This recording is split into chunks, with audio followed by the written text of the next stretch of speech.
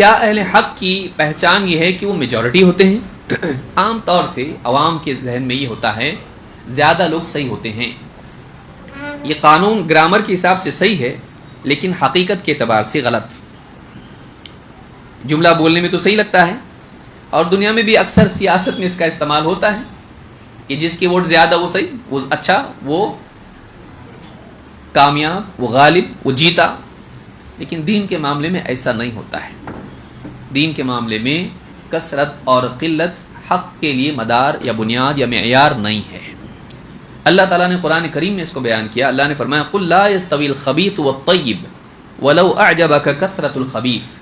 اے نبی آپ کہیے کہ خبیث اور طیب دونوں برابر نہیں ہو سکتے، نہ حال کے اعتبار سے نہ معال کے اعتبار سے.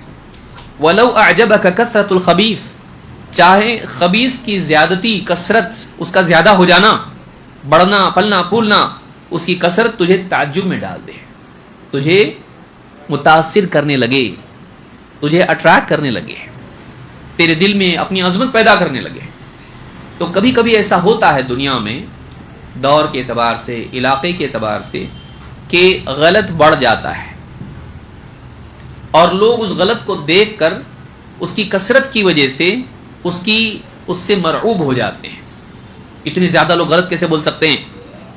آدمی گنتی کی بنیاد پر صحیح اور غلط کی تمیز تفریق کرنے لگ جاتا ہے. حالانکہ اللہ کے ہاں ایسا نہیں ہے. لوگوں کے ہاں کچھ بھی ہو، اللہ کے ہاں کیا ہے؟ اللہ نے فرمایا دونوں برابر نہیں ہو سکتے. بہت سے لوگ اس کو دین کے معاملے میں بھول جاتے ہیں لیکن دنیا کے معاملے میں یاد رکھتے ہیں. اکثر آپ کو سڑے ہوئے ٹوکرا بھر کے آم دے دیے جائیں اور اس کے مقابلے میں پلیٹ میں ایک صاف ستھرا اور ایک اچھا عمدہ آم رکھا جائے، آپ کیا کریں گے؟ یہ بولیں گے اتنے زیادہ غلط کیسے ہو سکتے ہیں، برے کیسے ہو سکتے ہیں؟ نہیں، سڑا ہوا ہے. اور اگر زیادہ سڑے ہوئے ہیں تو زیادہ سڑے ہوئے ہیں، وہ غلط ہے، زیادہ غلط ہے. اس کے مقابلے میں ایک اچھا صاف ستھرا پھل ہے، وہ اچھا ہے، آپ اس کو چن کے کھائیں گے. آدمی پیٹ کے معاملے میں اس قانون کو یاد رکھتا ہے، دل کے اور دین کے معاملے میں یاد نہیں رکھتا اس کو، وہ زیادہ کو دیکھتا ہے. اگر زیادہ لوگ پانی میں چھلانگ لگا رہے ہوں اور ایک آدمی کنارے بیٹھا ہوا ہو کہ نہیں بھائی مجھ کو جان نہیں دینا ہے، یہ نادان لوگ ہیں، آپ کیا کریں گے؟ زیادہ لوگوں کے پیچھے جائیں گے؟ کہ جب اتنے سارے کود رہے ہیں پہاڑ پر سے، پانی میں، دریا میں، ندی میں، تو یہ پاگل تھوڑی نہ ہیں، میں بھی ان کے پیچھے جاتا ہوں. آپ کریں گے؟ نہیں. تو انسان کو یہ کرنا چاہیے کہ وہ صحیح غلط دیکھے، زیادہ کم نہیں. زیادہ کم نہیں. زیادہ لوگ صحیح ہوتے ہیں ایسا نہیں ہوتا ہے. صحیح ہوتا ہے چاہے اس کے ماننے والے کم ہی ہوں. اسی لیے سفیان الثوری رحمۃ اللہ علیہ فرماتے ہیں اسلکوا سبیل الحق، حق کے راستے پر چلو، ولا تستوحشوا من قلت اہلہ، اس حق کے راستے پر چلنے والوں کی کمی کی وجہ سے گھبراؤ مت.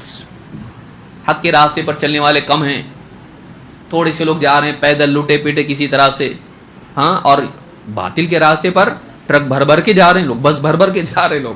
تو یہ راستہ اچھا لگتا ہے، کتنے سارے لوگ جا رہے ہیں اس کے اوپر، تو کیا یہ صحیح راستہ ہو گیا؟ نہیں.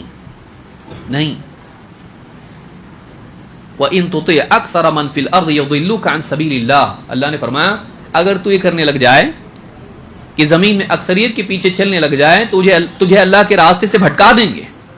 اگر تو اپنے لیے قاعدہ بنا لے کہ زمین میں زیادتی، کثرت، میجورٹی جہاں ہیں میں ان کے ساتھ ہو جاؤں گا، ان کی بات مانوں گا، تو یہ اصول اور یہ لوگ تجھے حق کے راستے سے بھٹکا دیں گے، اللہ کے راستے سے بھٹکا دیں گے. کسی دور میں ہو سکتا ہے اہل حق غالب ہوں، زیادہ ہوں، جیسے مدینہ میں بعد کے زمانے میں ہو گیا، اہل حق غالب آ گئے. اذا جاء نصر اللہ والفتح ورأيت الناس يدخلون في دین اللہ افواجا، ایسا ہو سکتا ہے. تو میجورٹی نہ حق ہوتی ہے نہ باطل ہوتی ہے، جو صحیح ہے وہ صحیح ہے، جو غلط ہے وہ غلط ہے، پھر چاہے کم ہو یا زیادہ ہو. یہ بھی نہیں، بعض اوقات ہوتا ہے نا کوئی آدمی نیا کوئی عقیدہ لے کر آ جاتا ہے، گمراہ آدمی، اور پھر یہ اصول پکڑ لیں کہ پورے علاقے میں سب جو ہیں حق کو مانتے ہیں، حدیثوں کو مانتے ہیں، میں حدیث کو نہیں صرف قرآن کو مانتا ہوں، میں مائنورٹی اس لیے میں صحیح ہوں. مائنورٹی صحیح ہوگی ایسا بھی اللہ نے نہیں کہا. نہ میجورٹی ہمیشہ صحیح ہوگی نہ مائنورٹی ہمیشہ صحیح ہوگی. صحیح کیا ہوگا؟ صحیح وہ جو اللہ اور اس کے رسول کی تعلیمات کے مطابق ہو. وَلَئِنِ اتَّبَعْتَ أَهْوَاءَهُمْ بعد الذی جاءک من العلم ما لک من اللہ من ولی ولا نصیر.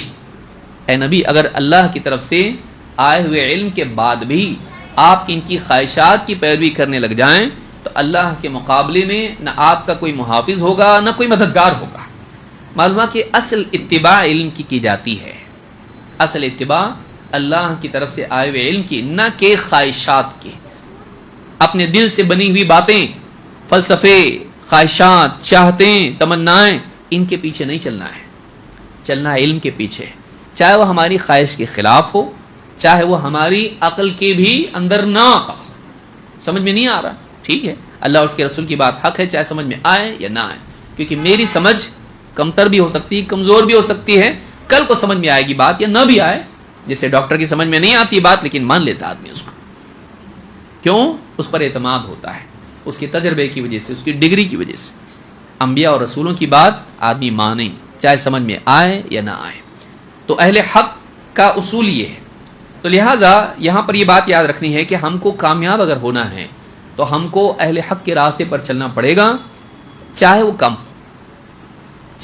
کم ہو. حق کے راستے پر چلنے والے کم ہیں، اس وجہ سے حق کا راستہ چھوڑا نہیں جاتا ہے.